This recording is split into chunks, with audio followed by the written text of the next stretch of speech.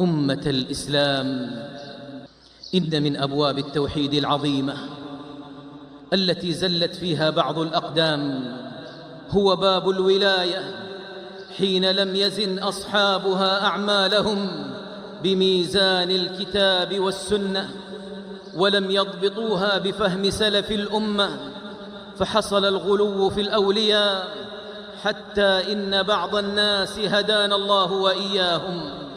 أصبحوا يدعون الأولياء من دون الله ويستغيثون بهم ويذبحون وينذرون لهم ويطوفون بأضرحتهم بزعمهم أن ذلك يقربهم من الله وأنهم وسائل وشفعاء للوصول إلى مرضاة الله. وقد أبطل الله هذه الشبهة فقال جل جلاله: